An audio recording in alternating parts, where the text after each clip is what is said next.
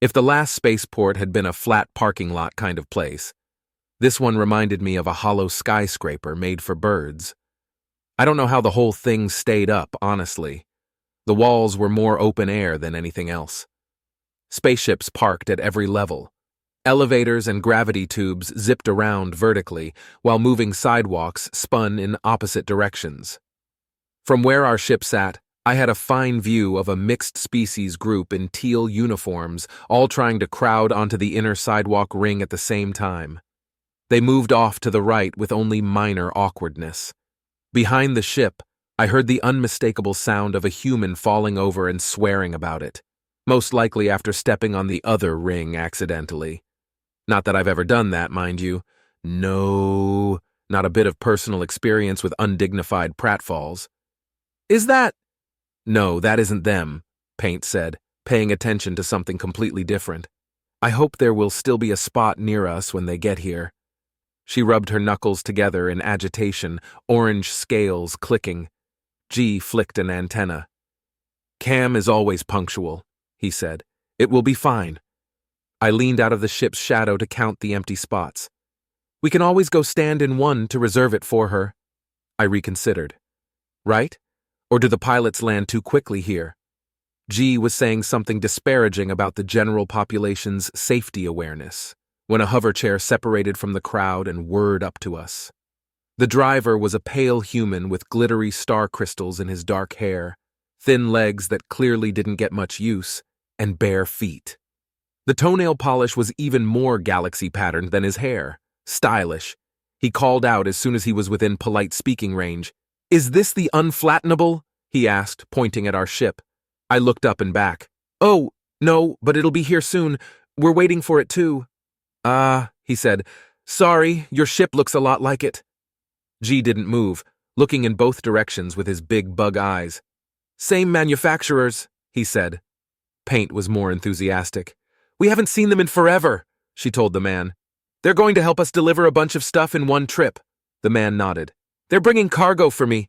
I hoped they'd be here by now." "Should be soon," I said, peering around at the many directions a ship could approach from. No sign of another lemon-looking craft with solar sails. He nodded again. Everyone was awkwardly silent for a moment. A distant ship landed with a thump of faulty thrusters.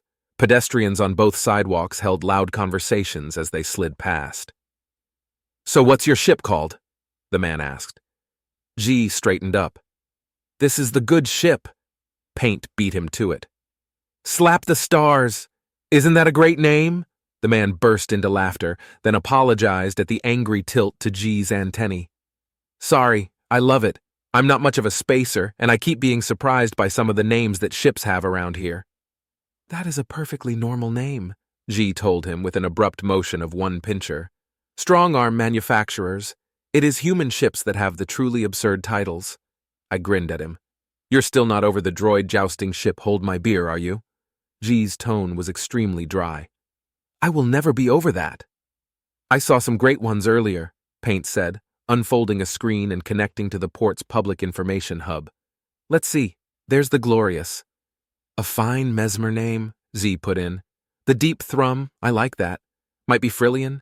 Oh, and there's the human warship Funwrecker." I laughed. "Yep, definitely human. And the Better Than You." "That could really be either human or mesmer," I said with a look at G. G flexed his pinchers, looking haughty. "It all depends on whether it is true." Paint kept reading. "What about the solar flare? That could be anybody." "Heat seeker," G said. "Solar flares are hot." Paint, a heat seeker herself, scoffed quietly. "Not everything is about heat." "Don't most heat seeker ships have food names?" I asked with a glance at the other human, who was following all this with open curiosity. "Pretty sure Captain Sunlight has family with a ship called the Worm Jerky." "I guess they do," Paint said thoughtfully. "It's a good luck thing. I didn't realize it was that common." She looked back at the screen. "Oh, and that might explain this other ship called the Raw Flesh." The human spoke up at that. "The what?" I held up both hands. "It's got to be a translation issue, a food thing, some specific uncooked dish, like sushi." The human just shook his head and made a face like he'd tasted something unpleasant. There's also the conqueror of the next ocean, Paint offered. That one's probably Strong Arm. Yeah, that makes sense, I said. They're so proud of crawling out of their first ocean. Strong Arms are the ones with tentacles, right? The human asked. Right, I told him. They look kind of like an octopus or a squid. You said your ship was designed by Strong Arms. What was it called again? Slap the Stars, I said. Strong Arms do slap a number of things with those tentacles. It's a fun bit of sass in a ship name. It's not sass, G said scornfully. It's an intent to master all things, whether the things want to be mastered or not. Very admirable confidence. Paint looked up in distress. I thought it was a game, she said. Something with pebbles on a table, right? Isn't that a thing? The door to our ship opened to admit the scaly yellow form of Captain Sunlight.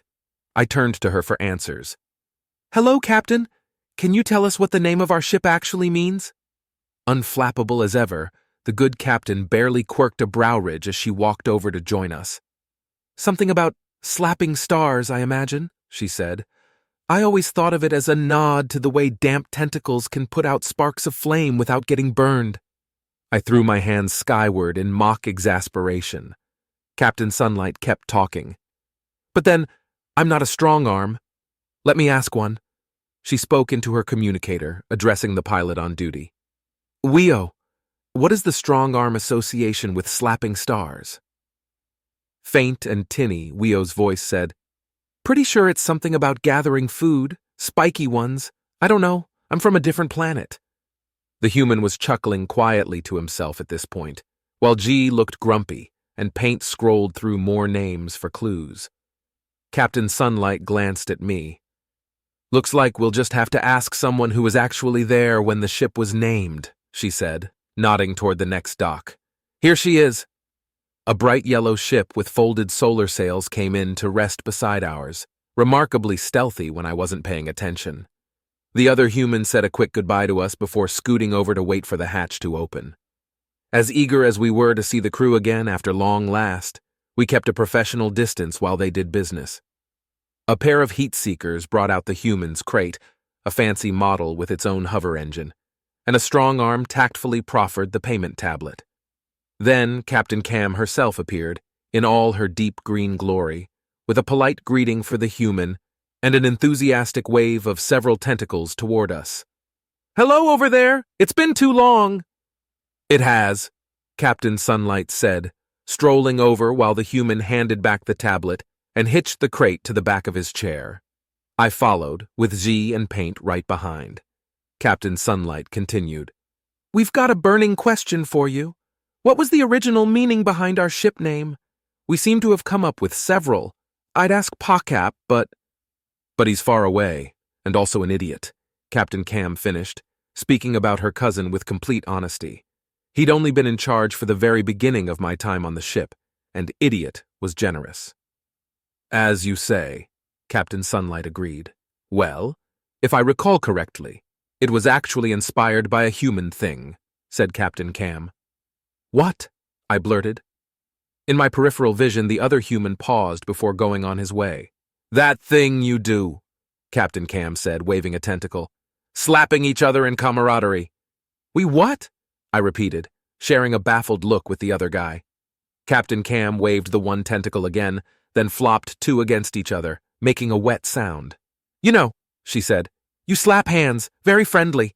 The idea was to bring that kind of cheerful energy to the stars. I held my hands apart, thinking of applause. Then it hit me. Oh, do you mean a high five? I turned and demonstrated. The other human matched it perfectly. Yes, Captain Cam said. That's what your ship is named for. I laughed. I couldn't help it. G made an opinionated hiss while Paint exclaimed that was much better than the game explanation. Glad I could be a part of this, said the human. See you around. May you slap many stars. The same to you, I said, waving as he steered onto the walkway. Hooray for solving a mystery that we didn't realize needed solving. Those are the best kind, said Paint, and I had to agree.